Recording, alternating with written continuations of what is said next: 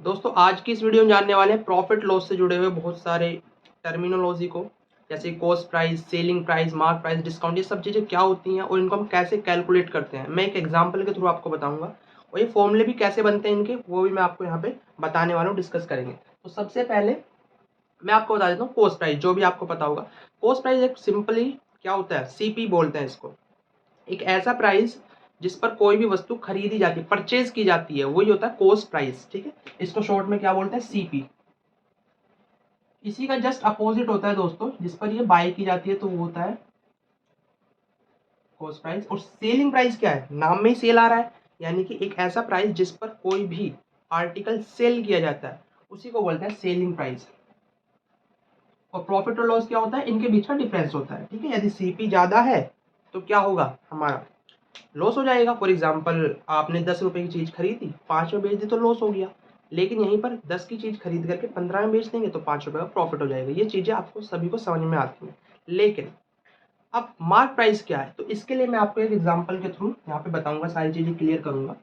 Mark price कहाँ से आता है। फॉर एग्जाम्पल दोस्तों, एक शॉपकीपर एक चेयर बनाता है, 500 रुपीज की कॉस्ट आती है उसकी, यानी कि उस चेयर को बनाने के लिए उसको 500 रुपीज अपनी पॉकेट से खर्च करने पड़ते हैं।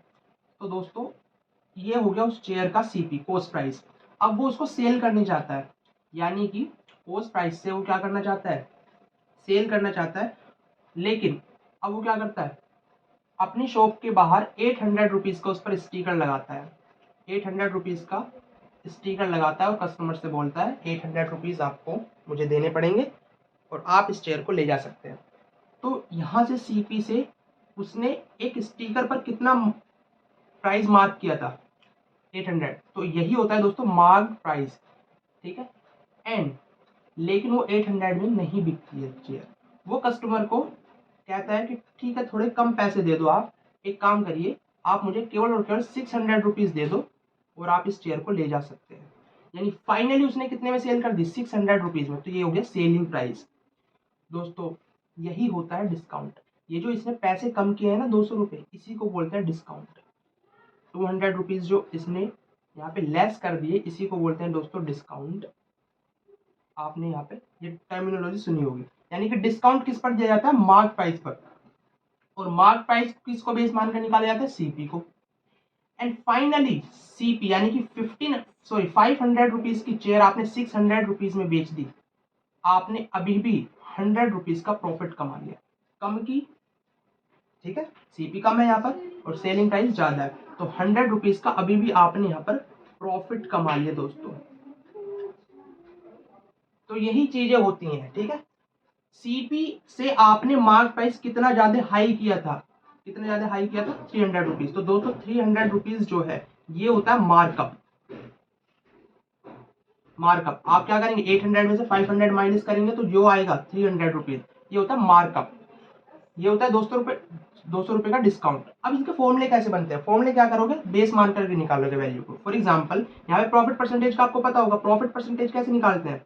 ये सारा जो है रुपीज में चल रहा है, सभी को समझ में आ रहा है, लेकिन यदि परसेंटेज में बोला जाए तो कैसे करोगे। तो प्रॉफिट परसेंटेज का फॉर्मूला क्या होता है, प्रॉफिट, जितना भी आपको प्रॉफिट हुआ है, divided by CP. Divided by CP क्यों है, क्योंकि ये बेस वैल्यू है दोस्तों। सीपी मल्टीप्लाई में 100 और परसेंटेज का साइन। लॉस होता तो लॉस परसेंटेज क्या हो जाता, loss divided by CP multiply में 100 परसेंटेज का साइन।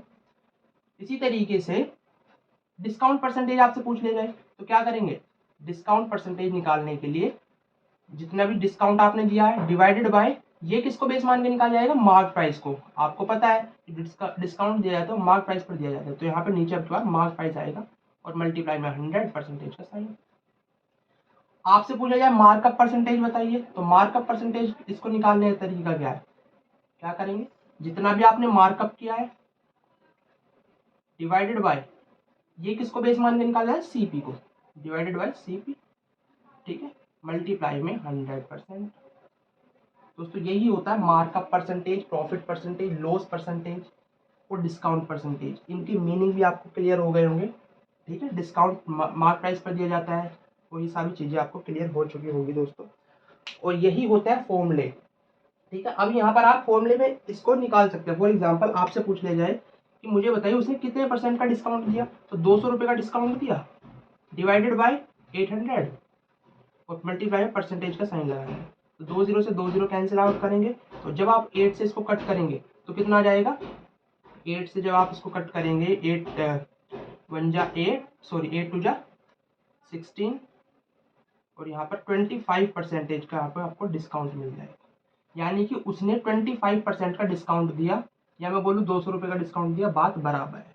यहाँ पर मार्कअप परसेंटेज भी आप निकाल सकते हैं। 300 रुपये का मार्कअप किया था डिवाइडेड बाय 500 मल्टीप्लाई में 100% का साइन, 20 से 20 कैंसिल आउट, 5 6 30 यानी कि 60% का उसने मार्कअप किया था अपनी चेयर पर।